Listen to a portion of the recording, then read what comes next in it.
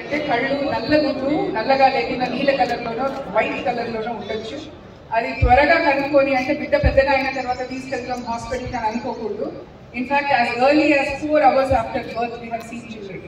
So అంత త్వరగా వాళ్ళు తీసుకుని వస్తే ఇంకా మదర్ ఇంకా హాస్పిటల్ నుంచి డిశ్చార్జ్ కూడా కాలేదు, ఆ లోపు ఏదో ప్రాబ్లం ఉంది. కానీ అవేర్నెస్ క్రియేట్ చేయడం వల్లనో ఒకటో రెండో ఫోటోగ్రాఫ్స్ వాళ్ళు ఎక్కడో చూసినట్టు ఉంటే గారో వెంటనే వాళ్ళు ఆ బిడ్డని తీసుకురాగలిగితే within 2 to 3 weeks itself we will operate.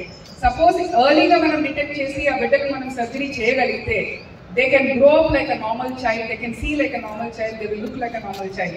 But if we delay, even if we delay it by a few months, the child can go blind permanently for life.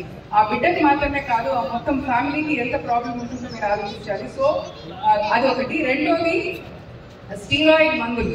ఒకవేళ స్కిన్ క్రీమ్స్ కానీ ఫేస్ క్రీమ్స్ కానీ తెలియకుండా లేకపోతే ఒక డెమటోలాజికల్ ప్రాబ్లమ్కి కానీ skin creams ఏదైనా వాడితే దాంట్లో స్టీరాయిడ్ ఉండినా, లేకపోతే కంటి ప్రాబ్లం వల్ల కంటికి కొన్ని డ్రాప్స్ డాక్టర్స్ రాస్తారు. Steroids are not bad, remember that, but unmonitored steroid use is very bad. ఒకవేళ ఫేస్ క్రీమ్స్ ఐ డ్రాప్స్ లేకపోతే స్టీరాయిడ్ టాబ్లెట్స్ వేరే ఏదైనా ఒక ప్రాబ్లమ్ ఆస్మా ఉన్నప్పుడు బఫ్లు వాడి ఆ స్టీరాయిడ్ డ్రాప్స్ వాడిన వాడు కూడా మీ డాక్టర్ మీకు ప్రిస్క్రైబ్ చేసినట్టుంటే ఆ ప్రిస్క్రైబ్ చేసినంత కాలం మాత్రమే వాడాలి. అంతకంటే మీరు ఎక్స్టెండ్ చేస్తూ ఉన్నా లేకపోతే వెళ్ళి మెడికల్ షాప్లో ఈ ప్రాబ్లం ఉంది, నా కంట్లో ఎదుర్కొంది, నీళ్లు కారుతున్నాయి, మందు అంటే ఎవరో ఒకరు ఇచ్చారంటే, బికాస్ అన్ఫార్చునేట్లీ ఇండియాలో ఓవర్ ద కౌంటర్ మెడికేషన్స్ కొనుక్కోవచ్చు. అంటే ప్రిస్క్రిప్షన్ లేకుండా వెళ్ళి మనం అడిగితే వాళ్ళు మందులు కొనుక్కోవచ్చు. మనం మిగతా దేశాల్లో అలా లేదు.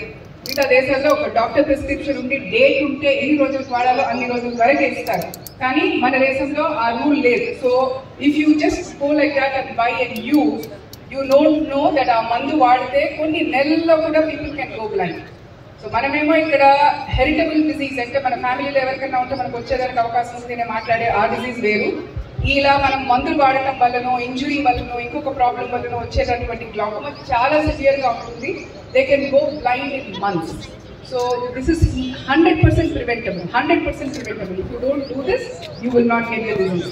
So అందుకని ఈ అన్ని అవగాహనలు కనుక్కోవడం తెలిసి ఉండటం చాలా ఇంపార్టెంట్.